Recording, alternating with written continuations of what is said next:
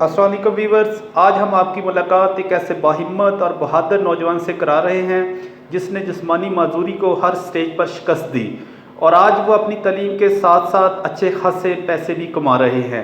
ये कितने पैसे माहाना कमा लेते हैं और कैसे कमाते हैं, इसके अलावा इनकी ज़िंदगी की कहानी इनकी ज़बानी सुनने के लिए इस वीडियो को आखिर तक देखें। मेरा नाम अनीसुल हसन है।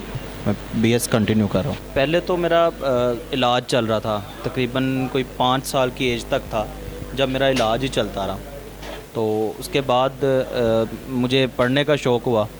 मैंने अपने मामा को कहा, पापा को कहा कि मैंने पढ़ना है। तो उसके बाद इस तरह चला काम कि मैं ना एक वहाँ पे घर के करीब एक गूंगे बैरों का स्कूल था, जिस वहाँ पे जाना शुरू हो गया। वहाँ पे स्टार्ट जब मैंने किया तो काफ़ी वहाँ पे प्रॉब्लम आई, क्योंकि वो जिस तरह पढ़ाते थे ना, वो पढ़ाते थे वो डेफ़ लोगों को, और उनको पढ़ाने में और एक नॉर्मल बंदे को पढ़ाने में बड़ा फ़र्क था। मुझे वहाँ पे काफ़ी प्रॉब्लम हुई। फिर मैं नॉर्मल स्कूल में चला गया। नॉर्मल स्कूल फ़र्स्ट फ्लोर पे था।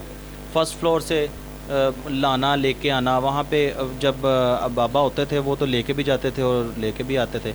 उसके बाद फिर बाबा काम में मसरूफ़ थे, इस वजह से वो उन्होंने जो है वो चाचू लेने चले जाते थे, वो भी छोड़ के आते थे, वो भी लेके आते थे। फिर एक नॉर्मल स्कूल था। मैं तकरीबन 5वीं तक ना मैंने नॉर्मल स्कूल में ही पढ़ा है। तब तक तो मेरा इतना वेट नहीं था, मैं बड़ा नहीं था, तो पापा उठा लेते थे, चाचू उठा लेते थे। फिर जब 6 के बाद फिर मैं स्पेशल स्कूल में आ गया। वहाँ पे तो ज़ाहिर बात है, स्पेशल स्कूल एक्सेसिबल था, व्हीलचेयर एक्सेसिबल थी, हर चीज़ एक्सेसिबल थी। वहाँ पे मुझे इतनी ख़ास प्रॉब्लम नहीं हुई। वहाँ पे सही स्टडी की, जो एक नॉर्मल स्कूल में जिस तरह नॉर्मल इंसान अपनी स्टडी करता है, इसी तरह मैंने स्पेशल स्कूल में एज अ स्पेशल पर्सन अपनी स्टडी को कंटिन्यू किया।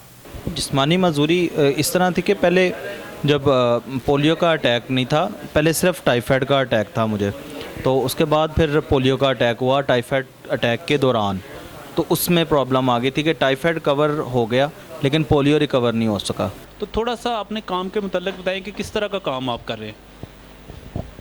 सॉफ्टवेयर डेवलपमेंट जो है उसके लिहाज से काम कर रहे हैं, और इसके अलावा जो सॉफ्टवेयर की जो मोबाइल्स में काम ख़राब हो जाता है, जो ऑपरेटिंग सॉफ्टवेयर होता है वो एक्यूरेट काम नहीं कर रहा, तो हम उसको एक्यूरेट करते हैं। तो लेके तकरीबन 2 बजे तक 3 बजे तक जो वो स्टडी को टाइम देता हूँ। उसके बाद अपने काम को 2 बजे 3 बजे मैं अपनी शॉप पर आ जाता हूँ तकरीबन, और उसके बाद रात 10 बजे तक 11 बजे तक अपनी शॉप पे ही होता हूँ, काम कर रहा होता हूँ। तो कुछ शादी का प्रोग्राम है आपका? जाहिर है, क्यों नहीं है।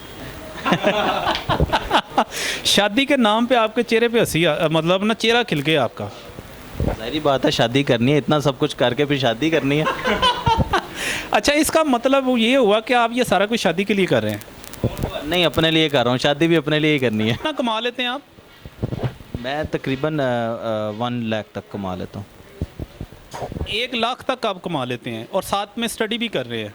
ज़बरदस्त जी। 1 लाख कमाने के लिए आपको कितना टाइम देना पड़ता है? आम रूटीन में आजकल जो है मैं मैक्सिमम 10 घंटे दे रहा हूँ तकरीबन।